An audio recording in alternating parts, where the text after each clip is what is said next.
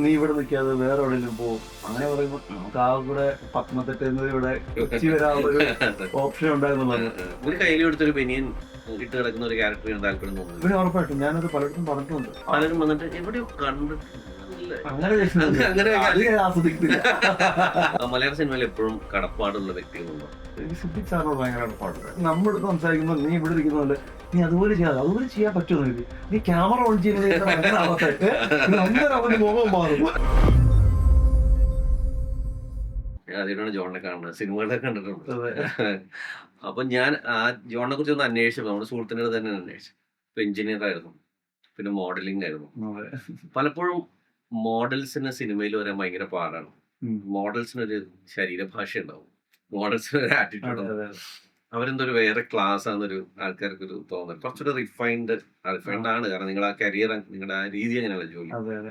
Cinema എത്രമാത്രം ബുദ്ധിമുട്ടായിരുന്നു, cinema എത്രമാത്രം എളുപ്പമായിരുന്നു? ആക്ച്വലി ഇത് മലയാളത്തിലാണ് എനിക്ക് തോന്നുന്നു ഏറ്റവും കൂടുതൽ പാട്. തമിഴിലൊക്കെ ഇത്രയായിരുന്നു. ഹിന്ദിയിലൊക്കെ മോഡൽസ് ആണ് കൂടുതലും സിനിമയിൽ ഇപ്പോൾ ഉള്ളത്. മലയാളത്തിൽ അറിയാമല്ലോ, ഈ പറഞ്ഞ പോലെ 100 പേരെടുത്ത് കഴിഞ്ഞാൽ എത്ര പേരായിരിക്കും ഭയങ്കര നല്ല ജിമ്മായിട്ടുള്ള? വളരെ കുറവായിരിക്കും. സാധാരണ ഒരു പ്രകാശൻ, നല്ല സതീഷ് എന്ന് പറഞ്ഞ ആൾക്കാരൊക്കെ സാധാരണ വയറൊക്കെ ഉള്ള ആൾക്കാർ. അപ്പൊ നമ്മുടെ പടത്തിലെ കാസ്റ്റ് ഒക്കെ എങ്ങനെ ആയിരിക്കും? അപ്പം ജിം അടിച്ച നായകന്മാർ കുറവല്ലേ ഇപ്പോഴുണ്ട്. ഇപ്പൊ കണ്ടില്ലേ ഉണ്ണി, ടോവി. ഇപ്പൊ ഓക്കെയാണ്. ഞാൻ വന്ന സമയത്തൊക്കെ ഭയങ്കര ഭയങ്കര ബോഡിയാണല്ലോ, കൈയൊക്കെ ഇങ്ങനെ ഇരുന്ന് കഴിഞ്ഞാൽ അതൊക്കെ ഒരു പ്രശ്നം എന്ന് പറഞ്ഞാൽ അങ്ങനെ കുറെ നേരിട്ടുണ്ട്. ശരിയാണ്, ഭയങ്കരമായിട്ട് നേരിട്ടൊരു കാര്യമാണ്. ബോഡി ലൂസ് ചെയ്തിട്ട് നീ ഇവിടെ നിൽക്കാതെ വേറെ എവിടെയെങ്കിലും പോകും. അങ്ങനെ പറയുമ്പോൾ നമുക്ക് ആ കൂടെ പത്തനംതിട്ട ഇവിടെ കൊച്ചി വരാനുള്ളൊരു ഓപ്ഷൻ ഉണ്ടായിരുന്നുള്ളത്. അത് കുറെ കേട്ടു. ജോൺ എന്ന് പറയുമ്പോൾ ഈ ശരീരഭാഷ അല്ലെങ്കിൽ ആകാരം കാണുമ്പോൾ സെറ്റ് ഓഫ് ക്യാരക്ടേഴ്സ് ആയിരിക്കും എപ്പോഴും എടുത്തു വയ്ക്കും. ഇന്ന ക്യാരക്ടർ ആയിരിക്കും ജോൺ. പറഞ്ഞ സതീഷിനായിരിക്കും ചിലപ്പോൾ മാർക്ക്, അല്ലെങ്കിൽ അങ്ങനത്തെ പേരുള്ള സാധനങ്ങളെ കഥാപാത്രങ്ങൾ നഷ്ടപ്പെട്ടിട്ടുണ്ടോ? പിന്നെ അങ്ങനെ പലതും. കാരണം ഞാൻ ചിലത് ആഗ്രഹിച്ച് ചില ആൾക്കാരോട് ചോദിക്കുമ്പോഴാ അതിന് കറക്റ്റ് ആവില്ല, അത് നമ്മൾ ഉദ്ദേശിക്കുന്നതല്ല, അതിന് കുറച്ചൊക്കെ വയറൊക്കെ വേണം, കുറച്ച് മുഖമൊക്കെ ചബ്ബിയാവണം, അറിയാമല്ലോ, പിടിക്കാൻ വേണം.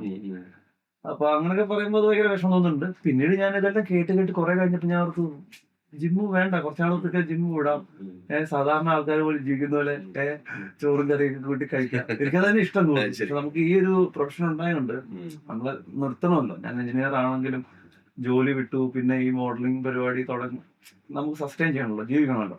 അപ്പൊ അതിനുവേണ്ടി എപ്പോഴും ബോഡി കീപ്പ് ചെയ്യും. അപ്പൊ അത് കഴിഞ്ഞ് മനസ്സിലായി, സിനിമ വേണോ മോഡലിംഗ് വേണോ, സിനിമയാണ് എനിക്ക് അൾട്ടിമേറ്റ്. അപ്പം അല്ല, അപ്പൊ പൂർണ്ണമായും ഉപേക്ഷിച്ചോ ജിമ്മോ? ഇല്ല, ഞാൻ വീണ്ടും റീസ്റ്റാർട്ട് ചെയ്തു. കാരണം ഈ ട്രെൻഡ് ഒക്കെ വരുന്നതിന് ഒരുപാട് മുമ്പ് നിങ്ങൾ ഇതിൽ പൂണ്ടുവിളയാടിയ ആൾക്കാരാണ്. അതെ അതെ. എന്ത് ഡിഫറൻസ് ആണ് മോഡലിംഗും അഭിനയവും തമ്മിലുള്ളൂ? റാമ്പ് മോഡലിംഗ് ഞാൻ കൂടുതൽ ചെയ്തത്. പിന്നെ TVC കുറവായിരുന്നു ആ സമയത്ത്. നമ്മുടെ കൂടെ ആൾക്കാർ കൂടുതലും ആൾക്കാരെയാണ് ശ്രദ്ധിക്കുന്നത്, ഡ്രസ്സാണ് മെയിൻ അവര് ഫോക്കസ് ചെയ്യുന്നത്.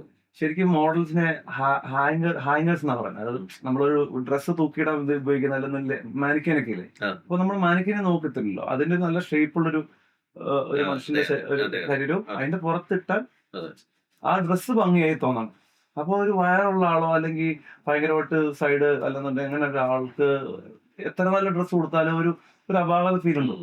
ഭയങ്കര ചെസ്റ്റ് ഒന്നും അല്ല, മറ്റേ നമ്മള് ജിമ്മെന്ന് വെക്കുമ്പോ എല്ലാം ചിന്തിക്കുന്ന ഇങ്ങനെ അതല്ല, ഒരു ലീൻ ഫിസിക്, നമുക്കൊരു ഇതുണ്ട് 32, 42 അങ്ങനെ ഒരു കണക്കുണ്ട്. അപ്പൊ അത് കീപ്പ് ചെയ്യും ആണുങ്ങളുടെ മെയിൻ മോഡൽസ്. അപ്പൊ അതുപോലെ തന്നെ പെൺകുട്ടികളുണ്ട്. മിനിമം ഹൈറ്റ് ആണുങ്ങൾക്ക് 5'11.5 ആണ്.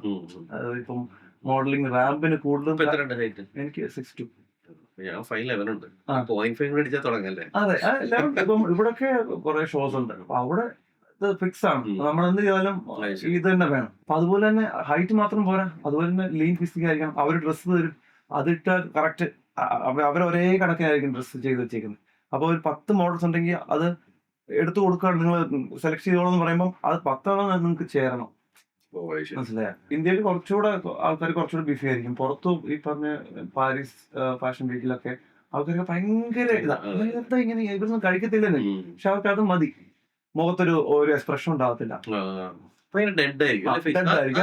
അവർ അങ്ങനെ വെച്ചാൽ കാരണം അവരുടെ ഫേസ് കാണാനിരിക്കുന്നത് അവർക്കൊരു ആറ്റോടെ ഒരു ഒറ്റ നടത്തം മാത്രമേ ഉള്ളൂ, ചിരി പോലും ഇല്ല. ഇവിടുത്തെ ഇന്ത്യയിലെ പല ഷോയ്ക്കും ചിരിയുണ്ട്, കളിച്ചിട്ട് ചിരിക്കും, ഇങ്ങനെയൊക്കെ കാണിക്കും. പുറത്ത് അങ്ങനെ ഒരു പരിപാടിയില്ല. നേരെ നടന്നു വരുന്നു, കറക്റ്റ് വണ്ടി വളം എടുക്കുന്നു, തന്നെ വളം എടുക്കുന്നു, നേരെ പോകുന്നു, അടുത്ത ഒരാള് കയറുന്നു. അതാണ്, അത് ഇത്രേ ഉള്ളൂ. അല്ലാതെ പിന്നെ സിനിമ എന്ന് പറഞ്ഞാൽ അതല്ല, ശരീരം കൊണ്ട് മാത്രമല്ല, നമ്മള് മുഖം കൊണ്ടും കണ്ണുകൊണ്ടും ഈ പറഞ്ഞ കൈ കൊണ്ടും എല്ലാം കൊണ്ടും നമ്മൾ ചെയ്യണം. മറ്റേ അതില്ല. സിനിമ മാറുകയാണ്, സിനിമ പറയുന്ന രീതി മാറുകയാണ്, ഉം. കഥ പറയുന്ന രീതി മാറുകയാണ്. ഒരു നടൻ എന്ന നിലയിൽ ജോൺ എങ്ങനെയാണ് അതിനെ ഒരു ഇംപ്രൂവ് ചെയ്യുന്നത്? സിനിമകൾ കാണുക തന്നെ. ഇപ്പം പഴയൊരു രീതിയല്ല, ഇപ്പം പറഞ്ഞ പോലെ തന്നെ ഒരുപാട് മുന്നോട്ട് വന്നു. ഞാൻ 2010 വന്ന ഒരു പാറ്റേണേ അല്ല ഇപ്പോഴത്തെ പരിപാടി. അപ്പം മാറുന്നുണ്ട്. എല്ലാവരും അപ്ഡേറ്റ് ചെയ്യുന്ന പോലെ തന്നെ സിനിമകൾ കണ്ട് അപ്ഡേറ്റ് ചെയ്യുക. പിന്നെ നല്ല നല്ല ഡയറക്ടേഴ്സിന്റെ കൂടെ വർക്ക് ചെയ്യുമ്പോൾ അതിന്റെ വ്യത്യാസങ്ങളുണ്ട്. ഇപ്പൊ എനിക്ക് ദൈവാനുഗ്രഹം കൊണ്ട് സിദ്ദിഖ് സാറിന്റെ പടത്തിൽ അഭിനയിക്കാൻ പറ്റി. ഇപ്പം ന്യൂജനായിട്ടുള്ള ഫ്യൂച്ചറായിട്ടുള്ള അരുൺ ചന്ദ്രന്റെ പടത്തിൽ ഞാൻ ചെയ്യുന്നത് ഭയങ്കര ഡിഫറെന്റ് ആണ്. അത് തമിഴിലിപ്പം ശിവയുടെ കൂടെ അഭിനയിച്ചു, ശിവകാർത്തികേയനോട് അഭിനയിച്ചു. എങ്ങനെയുണ്ട് തമിഴ് ഇൻഡസ്ട്രി മൊത്തത്തിൽ industry huge compare to Malayalam industry എന്ന് പറഞ്ഞാൽ ഭയങ്കര ഹ്യൂജ്. നമ്മുടെ സ്റ്റേറ്റ് കിടക്കുന്ന നമ്മുടെ മാപ്പ് കിടക്കുന്നത് തന്നെ കേരളം ഇത്രേ ഉള്ളൂ. അതുപോലെ തന്നെ മലയാളം ഇൻഡസ്ട്രി ഇത്രേ ഉള്ളൂ. ഇപ്പോഴത്തെ അത്രയും വൈഡ് വലിയ സ്ഥലമാണ്, അത്രയും ആൾക്കാരുണ്ട്, അത്രയും വ്യൂവേഴ്സ് ഉണ്ട്. തിയേറ്ററിൽ പോയി കാണുന്ന ആൾക്കാർ കൂടുതലാണ് അവിടെ. അവരെനിക്ക് തോന്നി OTT കാർഡിലും അവര് തിയേറ്ററിലോട്ടാണ് ആൾക്കാർ പണ്ട് പോലെ. അവർക്കൊരു ശീലമാണ് സിനിമ തിയേറ്ററിൽ പോയി കാണുന്ന ഒരു സെലിബ്രേഷൻ പോണാണ്. കുറച്ചുകൂടെ ആഘോഷിക്കുന്ന ഒരു സിനിമ അവരായിരിക്കും. ആൾക്കാർ കൂടുതൽ സപ്പോർട്ട് ചെയ്യുന്നുണ്ട് സിനിമയെ. ഇവിടെ സപ്പോർട്ട് ചെയ്യുന്നില്ലെന്നല്ല, നല്ല പടങ്ങളാണെങ്കിൽ നല്ലത് നോക്കി നല്ലതാണെങ്കിൽ മാത്രമേ പടങ്ങൾ കാണത്തുള്ളൂ. അത് ആൾക്കാരെ കുറ്റം പറയാൻ പറ്റത്തില്ല. അത് കാണുന്ന നമ്മുടെ ആൾക്കാരെന്ന് പറഞ്ഞാൽ എല്ലാ ഇൻഡസ്ട്രിയിൽ നിന്നും പടം കാണുന്നുണ്ട്. തമിഴ് കാണുന്നുണ്ട്, കന്നഡ കാണുന്നുണ്ട്, ഈ പറഞ്ഞ പോലെ വേൾഡ് സിനിമാസ് ഒത്തിരി കാണുന്നുണ്ട്. പല ആൾക്കാരും ഈ പടം കണ്ടിരുന്നോ ചോദിക്കുമ്പോൾ ഏത് പടം, ഇറ്റാലിയൻ പടമാണ് നീ കാണണം.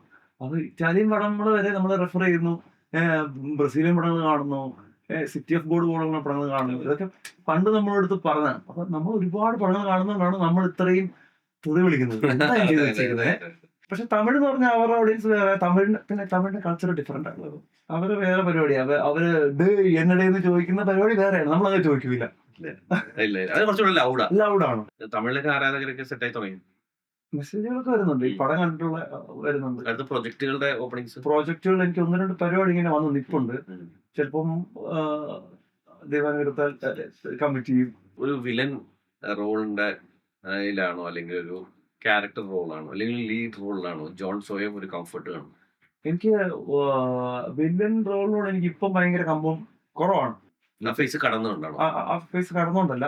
ഇപ്പൊ ഞാനിപ്പോ ചെയ്തതൊക്കെ അത്യാവശ്യം നെഗറ്റീവ് റോളാണ് ചെയ്തത്. അപ്പൊ അതെനിക്ക് കുറച്ച് ചെയ്യാൻ പറ്റും.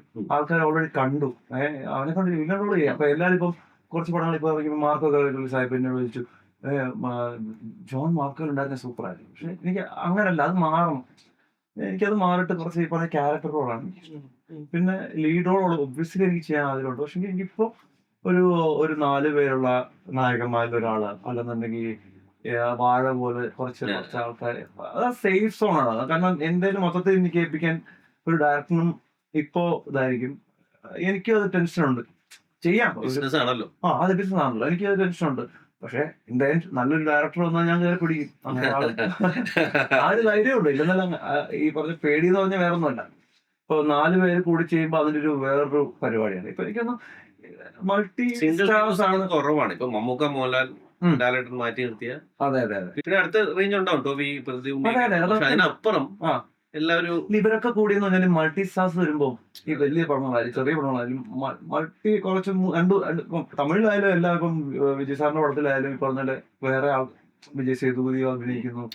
ആ മൾട്ടി സ്റ്റാർ കാണാൻ ഒരു രസമുണ്ട്. അപ്പൊ എനിക്ക് വലുതായാലും ചെറുതായാലും ഇപ്പൊ ഞാൻ പറഞ്ഞില്ല, വാഴക്കകത്ത് എത്ര പേരാണ് കിടക്കുന്നത്, കുട്ടികളാണ്, മൾട്ടി കാസ്റ്റ് ആണ്. അപ്പൊ അത് അടിപൊളി. അങ്ങനത്തെ പരിപാടി എനിക്ക് ഏറ്റവും താല്പര്യം. ക്യാരക്ടർ റോൾ ആണെങ്കിൽ ഹാപ്പിയാണ്. ക്യാരക്ടർ റോൾ മതി. ക്യാരക്ടർ റോളാണല്ലോ നമുക്ക് മുന്നോട്ട് കൊണ്ടുപോകുന്നത്. ഒരു കയ്യിൽ കൊടുത്തൊരു ബനിയൻ ഇട്ട് കിടക്കുന്ന ഒരു ക്യാരക്ടർ താല്പര്യം തോന്നുന്നു. പിന്നെ ഉറപ്പായിട്ടും ഞാനത് പലയിടത്തും പറഞ്ഞിട്ടുണ്ട്. ഉറപ്പായിട്ടും ഞാൻ അതിനുവേണ്ടിയുള്ള പ്രിപ്പറേഷൻ ചെയ്യും, താമസിക്കാതെ ചെയ്യും. എന്ത് മാറ്റം വരുത്തേണ്ടത്? ഒരു മാറ്റം വരുത്തേണ്ട കാര്യമില്ല. ഞാൻ ഈ പറഞ്ഞ ഇങ്ങനെ ഇൻട്രസ്റ്റ് ഇല്ലെന്നുണ്ടെങ്കിൽ ഞാൻ പക്ക നാടനാണ്. പിന്നെ ഞാൻ പത്തനംതിട്ടക്കാരനല്ലേ. കണ്ടത്തി ക്രിക്കറ്റ് കളിച്ച് റഷ്യക്കട പോയി അരിയും വാങ്ങിച്ച് തിരിച്ച് അങ്ങനെ നടന്നു വരുന്ന ആളാണ്. ഇപ്പോ ഉള്ള ഒരു ഫെയിം അത് ആസ്വദിക്കുന്നുണ്ടോ? ഫെയിം ആൾക്കാര് പലരും വന്നിട്ട് എവിടെയോ കണ്ടിട്ടുണ്ട് നല്ല അങ്ങനെ അങ്ങനെ അത് ഞാൻ ആസ്വദിക്കുന്നില്ല. ശരി. ഫെയിം ആസ്വദിക്കുന്നുണ്ടോ വെച്ചാൽ ഞാൻ പ്രൈവസി ഭയങ്കര കുറയുന്നുള്ളൊരു ഫീൽ ഉണ്ട് എനിക്ക്. സത്യമായിട്ടും ഞാൻ പറഞ്ഞില്ല, ഞാൻ സാധാരണ പോലെ ഇറങ്ങി നടക്കുന്ന ഒരാളാണ്. ഇവിടെ ഒരു ഷോപ്പിംഗ് മാളിലായാലും ഈ പറഞ്ഞ എവിടെയെങ്കിലും പോകുമ്പോ എന്തെങ്കിലും മാർക്കറ്റിൽ വരെ പോകുന്നത് ഞാൻ ഒറ്റയ്ക്ക് രാവിലെ അധികം മാസ്ക് ഇട്ട് പോയാലും മാസ്ക് ഇട്ട് പോകുന്നില്ല, കുഴപ്പമില്ല.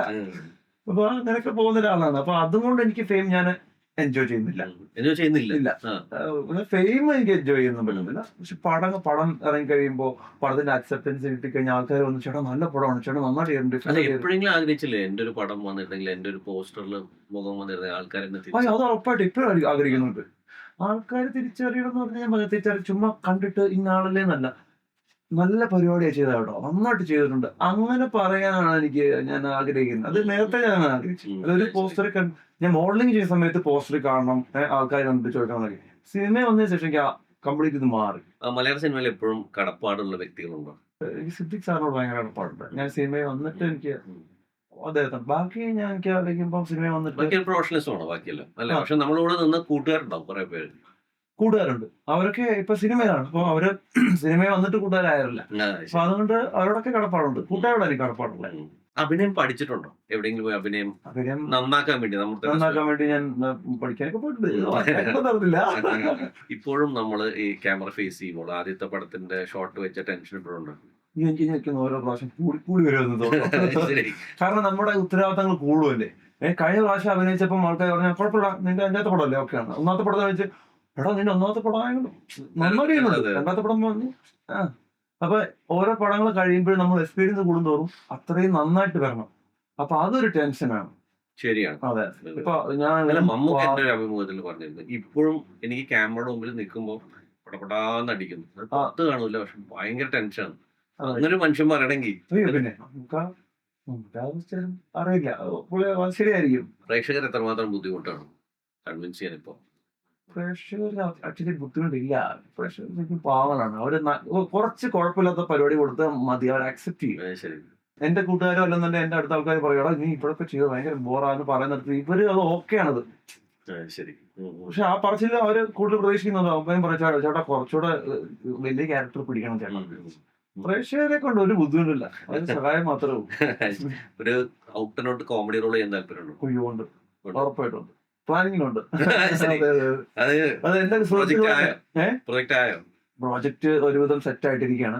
എന്റെ ഫ്രണ്ട്സ് തന്നെ, എന്റെ ഫ്രണ്ട്സ് പറയാം നിനക്ക് കോമഡിയാണ് നിനക്ക് നല്ലത്, നീ നീ നീ നമ്മുടെ അടുത്ത് സംസാരിക്കുന്ന നീ ഇവിടെ ഇരിക്കുന്നതല്ലേ, നീ അതുപോലെ ചെയ്യാതെ അതുപോലെ ചെയ്യാൻ പറ്റുമോ നിനക്ക്, നീ ക്യാമറ ഓൺ ചെയ്യുന്നത് മുഖം മാറും. സ്വാഭാവികമായിട്ടും ഭയങ്കര ഹ്യൂമർ സെൻസ് ഉള്ള കക്ഷിയാണ്. ഈ ക്യാമറ മുമ്പിൽ എത്തുമ്പോഴുള്ള മസിൽ പിടുത്തം അല്ലേ? മസിൽ പിടുത്തം അതെന്താ പറയുക, നമ്മളെ അങ്ങനെ പിടിപ്പിക്കുന്നതാണ് പലയിടത്തും കൂടുതലെടുത്ത്. ജോണേ അതെ, നമുക്ക് അവിടെ ആ ചിരി വേണ്ട കേട്ടോ. ആ ചിരി വന്ന ക്യാരക്ടർ ചിരി വേണ്ട ഞാൻ ചേട്ടാ ഒന്ന് കലിപ്പിച്ചെങ്കിലും ചിരിച്ചോട്ടെ, വേണ്ട. അതാണ് അതെ. ഇനി എന്താണ് ജോൺ മുന്നോട്ട് കാണുന്ന സിനിമയിൽ? എന്റെ ഒരു പടം റിലീസ് ആവുന്നുണ്ട് കന്നഡ. ഞാനൊരു ഹീറോ പരിപാടി ചെയ്തത്. ഞാൻ ആന്റി ഹീറോ ആണ്, അങ്ങനത്തെ ഹീറോ ഇല്ല, നായകൻ പരിപാടി ഇല്ല. ഞാനാണ് നെഗറ്റീവ് ലീഡ്, പടത്തിലെ ലീഡ്. അതെ, കന്നഡയിലും മലയാളത്തിലും ഷൂട്ട് ചെയ്തിട്ടുണ്ട്. സ്റ്റേഷൻ എന്ന പടത്തിന്റെ പേര്. മൊത്തം കന്നഡ അവിടെ നിന്നാണ്. ഇവിടുന്ന് കുറച്ച് ആർട്ടിസ്റ്റുകളൊക്കെ ഉണ്ട്. ഭാഷ വലിയൊരു പ്രശ്നമായിരുന്നു. പഠിച്ചെടുത്തൊന്നും എടുത്തെന്ന് പറയാൻ പറ്റില്ല. ഞാൻ അങ്ങ് ചെയ്തു, എന്തെന്നറിയില്ല. ഞാൻ പറഞ്ഞില്ലേ ചില സമയത്ത് നമുക്ക് അത്രേ ഉള്ളൂ, ദൈവമേ ഇത് കഴിഞ്ഞ പോലെ. All the best. ഇനിയും കിടന്ന കഥാപാത്രങ്ങൾ ചെയ്യാം. Thank you so much. Yes, thank you.